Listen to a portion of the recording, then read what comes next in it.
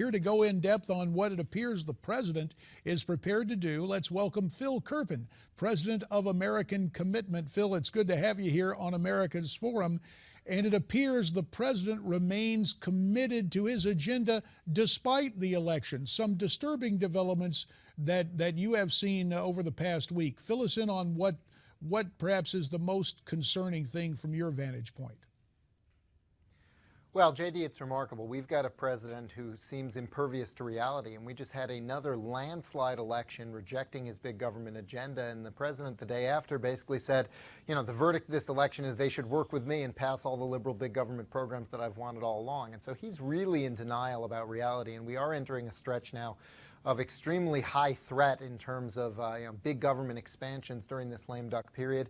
The president today called for reclassifying the internet as a public utility, subject to total government regulatory control at the FCC. So that's one more huge threat to put on the pile. But there's going to be discussion in Congress of passing a sales tax on internet transactions. There's going to be a discussion in Congress on bailing out insurance companies in Obamacare as part of the end of the year spending bill. There are going to be efforts to revive the wind production tax credit, a disastrous giveaway to the wind industry. And so this is going to be a really sort of a barn burner of a lame duck session where the liberals are trying to get their whole wish list accomplished before they actually leave the Senate. One thing about the American left, it is never shy concerning its goals, even if the electorate does not agree. Does this president view these next couple of months as the time just to get this done? To heck with the Senate, to heck with the legislative process? I mean, you mentioned what's going on with the internet via regulation at the FCC. Is that something they can get done without any challenge from Congress in the next couple of months?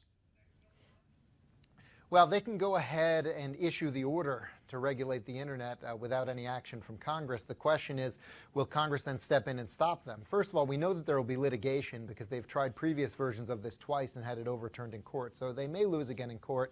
But I never like to count on the courts because you get wacky decisions out of them all the time, unfortunately. And so I think that assuming that this is real, and I think it is, or the president wouldn't have said it, the play's going to be in Congress. There are two ways they can try to stop it and overturn it. One would be a Congressional Review Act action. The problem with that, though it would be easier to get through the Senate where it cannot be filibustered, is the president could veto it. I think they may be in better shape trying to attach some kind of appropriations language that would be more difficult for the president to veto if they get it in this omnibus bill that's going to come out of this lame duck session. And of course, there are going to be many other policy riders and pivot points in this omnibus bill, and I think it would be a mistake for the Republicans in Congress to just kind of go along and say, well, let's do one last clean one and deal with these issues next year, because by then a lot of these regulations could already be final. And so I think all of this is going to come to a head in the lame duck session. You know, Phil, the joke in Washington always was omnibus really ought to be called ominous because those spending bills are so huge. And the language that accompanies all the big numbers in the bill, often they're up to legislating through that emergency bill. Now, you take a look at what the president says on immigration, essentially on amnesty. We've got a minute left. Are you convinced he's going to try to ram that thing through when he gets back from China, or just simply sign an executive order? Well, what I suspect is he's got the whole thing written and ready to go, and he's not going to release it until after Congress leaves for the year. They've got a deadline coming up of December 11th for the current bill funding the government, so they'll have to pass either an omnibus or another continuing resolution by then.